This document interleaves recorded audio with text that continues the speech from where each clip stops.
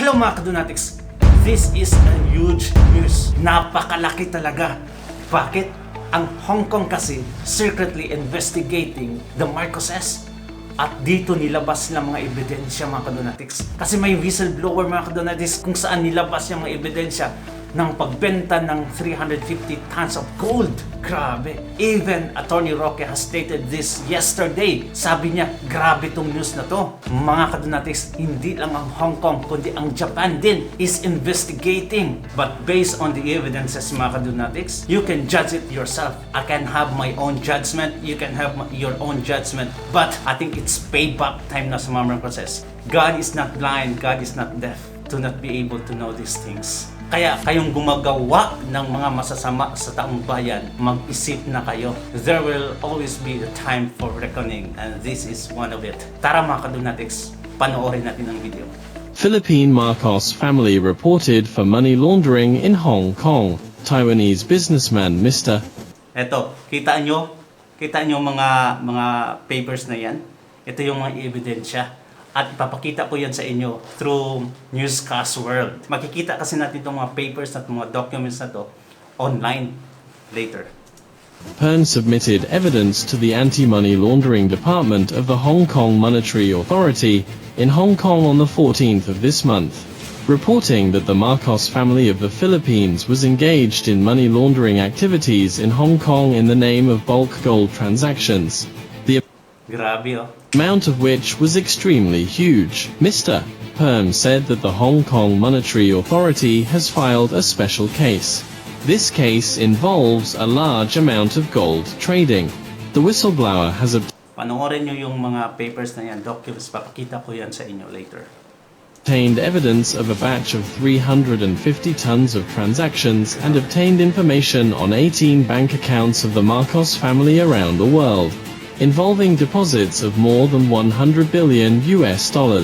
Imelda Marcos, wife of former President Marcos, authorized her housekeeper Indita to act as the seller through different shell companies to sell gold to several European and American companies from 2006 to 2011.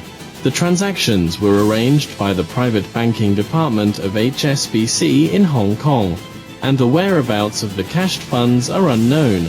More than 10 middlemen involved in the transaction came from the United States, Australia, Japan, South Korea, Taiwan region and the Philippines.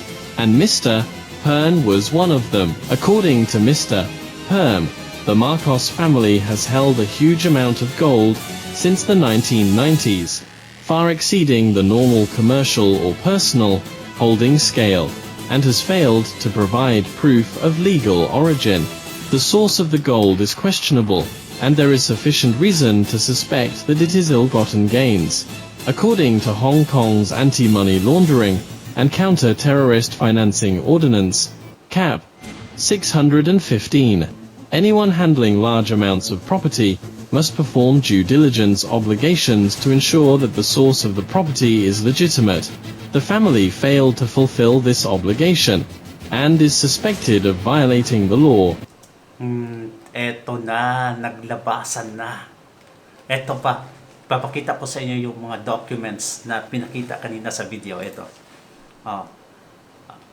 Visit newscast.world, okay? And you can see these documents. Ito yung tons of gold. Maybe it's just an example. Ito yung headlines nila. 350 tons of gold. Dark money laundering secrets of the Marcos family in the Philippines exposed, with numerous victims in Thailand. Whoa! Okay, ito yung first documents na pinakita kanina sa video. Itong documents na to, tingnan mo yung headings. Imelda Romualdez Marcos. Title, Strictly Confidential.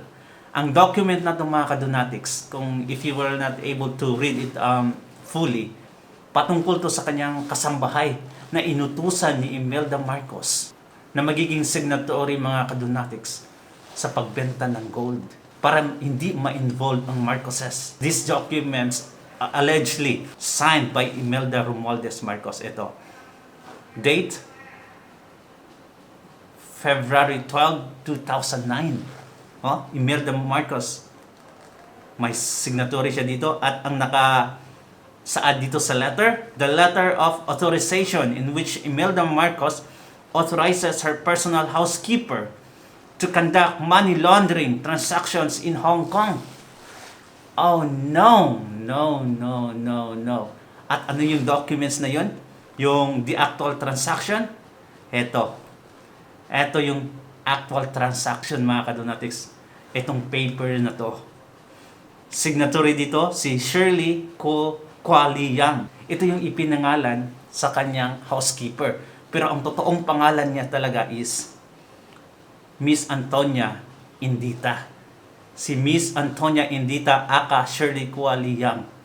Ito, mga kadonatics, ang pangalan niya. Pero dito na sa signatory is yun na lang, Shirley Kwa Liang. Diba? Signatory. Ito si Mr. Liu Cheng ata, parang siya ata yung whistleblower dito. Look at that. May mga codes pa yan, oh. Code. Okay. And si Shirley Kwa Liang, mga kadonatics, may passport number pa siya dito. Ganito ka-detailed. So, what do you think? Di ba? ZZ170955 yung passport niya dito. Gagawin mo ba to? Mga ganito, para lang sirain ng isang tao. Grabe ka detail. Kung basahin nyo ang as a whole, mga kadonatics, malalaman mo talaga na it's not something made up. Nako, mga stamp pa, oh, di ba? Nako. Oh, ito pa. Grabe, yung mga account number dito, mga kadonatics, sa iba't ibang bansa. Ito siya sa Ireland, International Bank of Hungary, Japan, Narita, Saving and Trust. Okay, isang country to, Philippine bank account. Po isang bank account of Hong Kong. Nasama dito ang Japan. That is why, mga kadonatics, nag-imbestiga din yung Japan. At ito yung news niya. Hindi ito ipinalabas sa mainstream media sa Pilipinas. I don't know why. It's a big revelation. Expose. Bakit walang mainstream media ang nag-cover ito? Ha? Dapat pa ba natin malaman sa ibang bansa? Ito, yung sa Japan.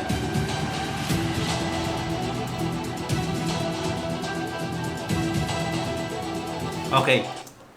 350. Itong 350 na napatungkol to sa 350 tons of gold. At makikita mo sa translation dito sa baba, ito, announce an investigation into the Marcos family's alleged money laundering through large-scale gold transactions. This is it, mga kadonatics. 350 tons of gold were involved. Japan nag-imbestiga na din. Kaya, do you think this is still alleged? Well, I don't know. But based on the evidences, sabi nga nila, evidences speaks for itself. Nako naman. Ha? Feel free to pause, mga kadonatics, at basahin. Kung alam niyo yung Japanese, kung makatranslate kayo, please translate it. Di ba? Eto na. Etong last na video natin, mga kadonatics, dito talaga sinabi ni Attorney Harry Roque yung kaganapan. Nung nag-report si Attorney Harry Roque dito kahapon, alive na alive talaga siya. Kasi eto na, pabagsak na talaga. Hindi natutulog ang Diyos, sabi nga. Di ba? Kaya let's watch this video. Napakalaking balita. Kung nagtataka kayo kung bakit biglang nawalan tayo ng 128 toneladang ginto sa ating national reserves, ito po sigurong eksplanasyon. Bumuo po ng isang special investigation team ang Hong Kong Anti-Money Laundering Office para imbestigahan ang di umano ay money laundering activities ng mga Marcos. Opo, ang pamilya ng Junior na ayaw hair follicle test dahil maraming nagdududa na siya ay bangag. Ang sangayon po sa Hong Kong Anti-Money Laundering, ito po ay may kinalaman doon sa mahigit $100 billion. $100 billion. Can you imagine? Damn. That is a lot of money, mga kadunatics. A lot. Grabe.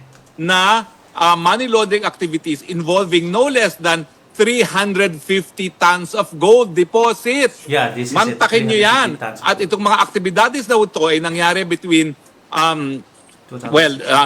yung mga panahon na talunan ang Marcos Jr. pero I'm sure pinakikinabangan hanggang ngayon dahil nga hindi natin naintindihan kung ano nangyari dun sa 128 billion na biglang nawala sa central bank reserves. Now, nagkaroon pala ng isang Taiwanese na whistleblower at ito po ay headline sa Taiwan. Mantakin nyo yan. Well, may Taiwan pa pala, may Hong Kong pa pala, may Japan pa. Pero bakit walang Pilipinas? Bakit? Bakit hindi dineport sa Pilipinas? Is it regulated? Manipulated? Maybe. Bida na naman ang Marcos family dahil headline po sa Taiwan nung nasimulan ang money laundering investigation laban kay Marcos Jr. Ngayon, maiiwasan ba niyang investigasyon dahil siya ay isang pinuno ng bayan?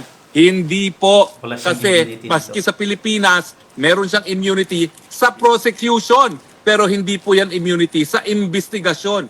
Kaya nga po nananawagan ako na kung ang mga dayuhan gaya ng Hong Kong at Taiwan ay nag-iimbesta sa money laundering, bakit hindi sa Pilipinas? Kinakailangan po ang ombudsman mag-imbestiga na rin. Dahil napakalaking halaga po ito. Hindi po pwedeng kinita yan sa sweldo ng isang presidente ng kanyang ama o kaya naman sa sweldo niya bilang gobernador o congressman. Yan po ay tanging nakaw na yaman. Kung meron po talagang 100 billion at 350 tons na gold, dapat po yan mapunta sa mga Pilipino sa libreng gamot at libreng paggamot, sa libreng edukasyon, sa libreng irigasyon. Hindi po yan dapat pakinabangan ng mga bangat.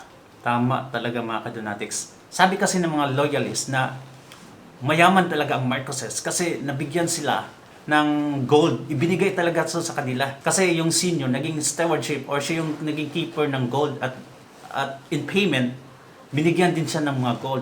Pero mga kadunatics, kung totoo talaga yung sinabi nila na this is just an award para sa kanya or a payment, bakit mo pa i-launder? Nakakahiya kayo mga bangag! International na naman ang inyong publicity. Money laundering, corruption, $100 billion. Mga magnanakaw, mga switik, mga kleptocrats. Ewan ko nga ba, bakit hindi pa kayo pinaparusahan ng Panginoon?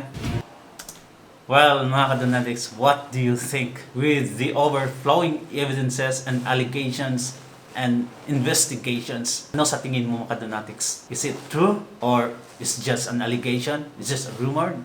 Well, comment down below. Share and share, mga kadunatics, para malaman din ng iba. Thank you so much, mga kababayan. Please subscribe. Bye.